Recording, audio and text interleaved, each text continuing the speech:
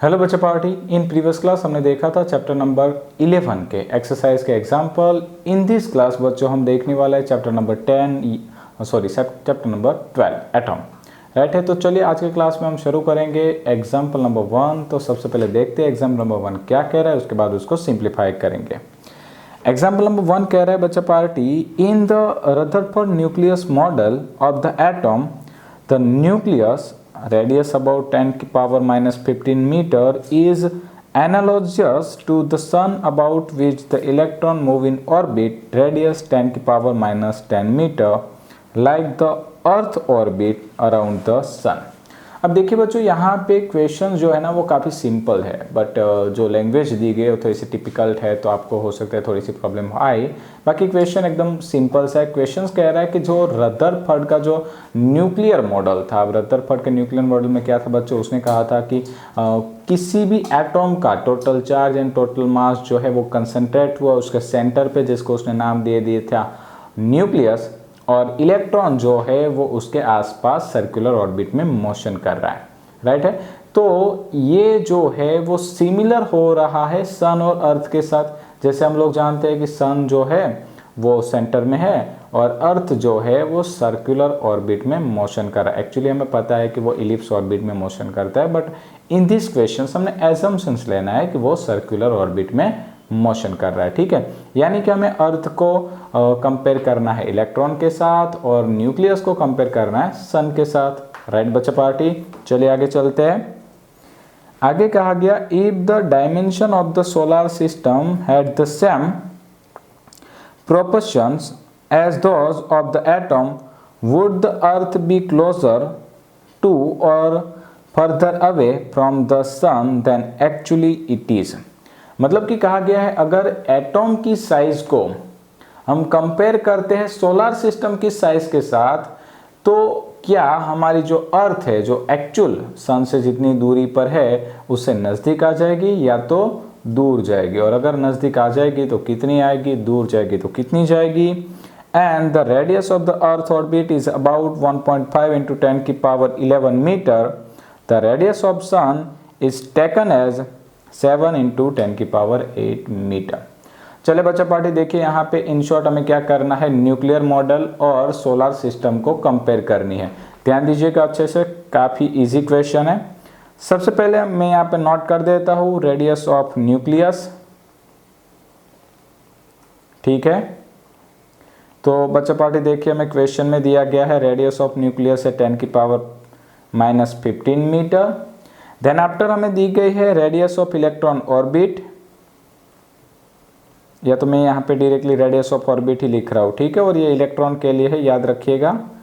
तो वो दी गई थी हमें 10 की पावर माइनस 10 मीटर। करेक्ट है, तो अगर मैं यहाँ पे इन दोनों डायमेंशंस का रेशियो लेता हूँ, देखिए ध्यान दीजिए, मैं यहाँ पे ले रहा हूँ ratio of radius of orbit and radius of nucleus. तो मैं यहाँ पे लेता हूँ radius of orbit divide by radius of nucleus. ठीक है, ओके। चलिए अब वैल्यू पुट करते हैं। देखिए रेडियस ऑफ ऑर्बिट कितनी थी, 10 की power minus 10। Radius of nucleus था बच्चा पार्टी 10 की पावर माइनस 15। अगर मैं यहाँ पे सिंप्लीफिकेशन दूंगा बच्चों, तो यहाँ पे आ जाएगी 10 की पावर 5। ठीक है, ये जो हमने अभी अभी डिस्कशंस की है वो किसके लिए है, न्यूक्लियर मॉडल के लिए। अभी सेम डिस्कशंस हमें किसके लिए करनी थी, सोलर सिस्टम्स के लिए। तो मैं यहाँ पे लिख देता हूँ फॉर सोलर सिस्टम। राइट है, चलिए तो सोलर सिस्टम के लिए बच्चे लोग अगर हम बात करेंगे और हम उसको कंपेयर करने वाले हैं, तो यहाँ पे जो हमने रेशियो लिया है radius of orbit and radius of nucleus, वो मिला है 10 की पावर 5। तो यहाँ पे भी मतलब कि सोलर सिस्टम में भी अगर हम लेते हैं ratio of radius of orbit and radius of sun, तो वो भी कितना मिलना चाहिए, 10 की पावर 5। तो मैं यहाँ पे लिखता हूँ रेडियस ऑफ ऑर्बिट, देखिए ये जो है ऑर्बिट वो किसके लिए होगी बच्चे लोग, अर्थ के लिए। ठीक है, and divide by radius of sun is equal to कितना मिलना चाहिए, 10 की पावर 5। तो अगर हम यहाँ पे रेडियस ऑफ ऑर्बिट को सब्जेक्ट बना लेते हैं तो बच्चों में क्या मिलेगा, 10 की पावर 5 इंटू रेडियस ऑफ सन। और यहाँ पे देखिए बच्चों, हमें रेडियस ऑफ सन दी गई है, कितनी है, 7 इंटू 10 की पावर 8। और अगर मैं इसे मल्टीप्लाई कर देता हूँ तो यहाँ पे आंसर आ जाएगा 7 इंटू 10 की पावर 8 प्लस 5, 13 मीटर। करेक्ट है। यानी कि अगर सोलर सिस्टम को हम न्यूक्लियर सिस्टम के साथ मैच करते हैं तो एक्चुअल में जो अर्थ है उसकी ऑर्बिट रेडियस कितनी होनी चाहिए, 7 इंटू 10 की पावर 13 मीटर।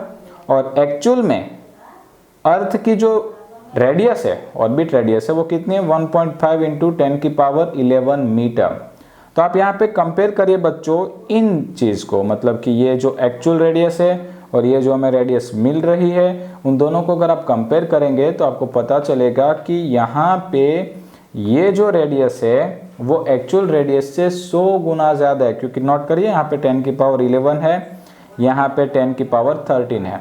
तो हम यहाँ पे अप्रोक्स इतना तो डेफिनेटली बोल सकते हैं कि अगर न्यूक्लियस के सिस्टम के साथ सोलर सिस्टम मैच होती तो हमारी अर्थ की जो ऑर्बिट है वो अभी की ऑर्बिट रेडियस से 100 गुना जितना बड़ी हो जाती।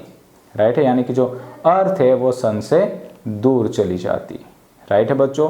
तो आई होप बच्चा पार्टी आप लोगों को ये क्वेश्चंस अच्छे से समझ में आया होगा। इन नेक्स्ट क्लास हम मिलेंगे एग्जाम्पल नंबर 2 के साथ। Thank you.